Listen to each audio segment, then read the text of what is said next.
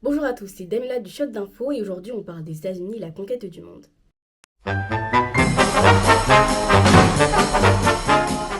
Au cours du mois de janvier 2026, le président des États-Unis, Donald Trump, nous a fait comprendre qu'il était prêt à tout pour rester la plus grande puissance mondiale. Mais depuis quand cela dure réellement? En remontant dans l'histoire des États-Unis, on y voit des événements opposés et des ambitions contradictoires au pays de la liberté. On parle aujourd'hui de doctrine Monroe, mais il ne faut pas oublier qu'il y a eu dans le même siècle la Manifest Destiny. Mais jusqu'où remonte réellement le besoin des États-Unis de contrôler le monde entier? La doctrine Monroe, qui était d'abord une déclaration, est née dans un contexte conflictuel en 1823. C'est lors d'un discours devant le Congrès que le cinquième président des États-Unis, James Monroe, prononce ce texte long de 6 pages. Il a été rédigé par James Monroe et Quincy Adams, qui lui aussi deviendra président des États-Unis. À ce moment-là, les États-Unis ont seulement 40 ans d'indépendance colonisés par les Britanniques. Cette déclaration est en partie le fruit des guerres hispano-américaines. En Amérique latine, plusieurs pays prennent leur indépendance des Espagnols, comme le Guatemala, Salvador, Honduras, Nicaragua ou encore Costa Rica. Mais c'est sans compter sur l'effort des monarchies absolues et de la Sainte Alliance qui veulent à tout prix retrouver leurs mains sur ces pays. Ce texte de politique étrangère se veut alors d'abord anticolonial et solidaire. Les Européens ne doivent ni interférer et ni coloniser le territoire américain. C'est de là que la citation « le vieux continent aux Européens et le nouveau monde aux Américains ».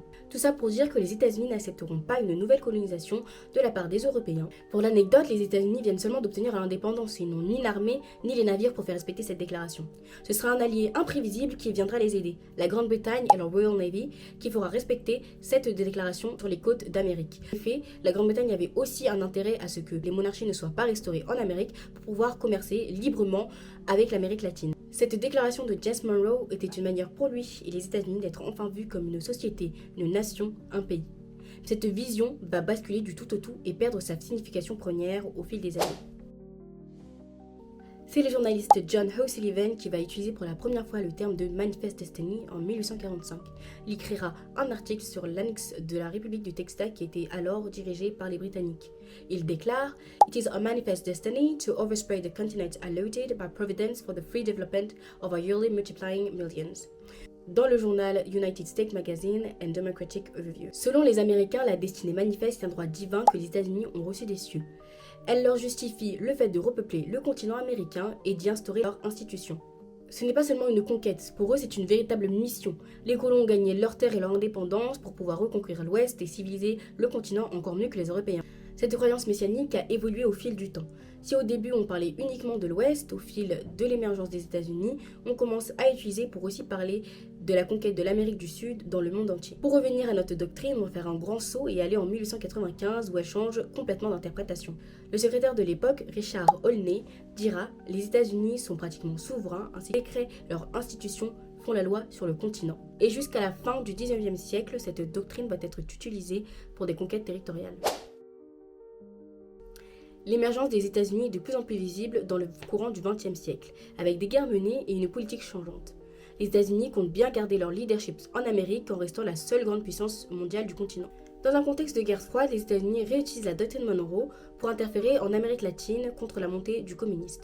Au Guatemala par exemple en 1954. Suite à l'élection du président Jacobo Arbenz Guzman, dont le programme était l'expropriation des terres non exploitées par les grandes propriétés, un coup d'État explose. Ce coup d'État est organisé par la CIA et dont le nom de code est PB Success. Près de 480 rebelles sont entraînés et armés par la CIA et renversent le gouvernement à Honduras. On met alors une junte militaire dirigée par le colonel Carlos Castillos Armas, qui remplacera l'ancien gouvernement. S'ensuit pour le pays une longue période de violence et d'instabilité politique, ce qui est contradictoire quand l'opération était justement pour instaurer une stabilité politique ou du moins non communiste. Selon le journaliste uruguayen Eduardo Galeano, la chute du président Arbenz marqua au fer rouge l'histoire postérieure du pays. Les États-Unis interviennent dans d'autres pays, comme au Cuba en 1961 ou encore la République dominicaine en 1965. L'Amérique du Sud devient un territoire d'intervention, de bataille, de guerre, justifié par la doctrine Monroe, où les États-Unis sont applaudis, sont vus comme des sauveurs ayant le devoir de gérer les pays les entourant. On pourrait presque croire que c'est devenu au fil des années leur colonie, leur cours de récréation ou encore arrière-cour. Une façon de dire « nous sommes devenus les meilleurs, prenez exemple, chers Européens ». C'est donc dans un continent incertain et rempli de guerres civiles que les Européens, eux, s'effacent peu à peu de la scène internationale. Elle n'est plus le centre du monde, où les décisions sont prises, où les déplacements professionnels sont faits, bref, où tout se passe. Désormais, l'Amérique, ou plus particulièrement les États-Unis, où tout se fait. Par exemple, le siège de l'ONU se situe à New York.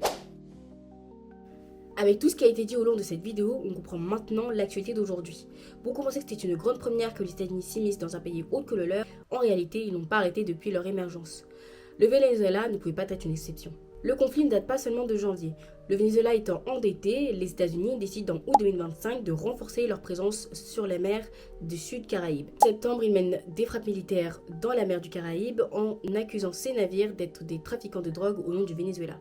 Toujours au nom de la doctrine Monroe et des possibles implications du président vénézuélien Nicolás Maduro dans le narcotrafic, les États-Unis lancent alors l'opération Absolute Resolve qui fera 83 morts. Last night, on the order of the President of the United States and in support of a request from the Department of Justice, as the President said, the United States military conducted an apprehension mission in Caracas, Venezuela, to bring to justice two indicted persons, Nicolas and Cecilia Maduro. This operation, known as Operation Absolute Resolve, Par la suite, une fois ramené sur le sol américain, le président et sa femme, Cecilia Flores, comparaîtra devant un juge de Manhattan pour narcoterrorisme. The men and women of our military working with U.S. law enforcement successfully captured Maduro in the dead of night, but captured along with his wife, Cecilia Flores, both of whom now face American justice.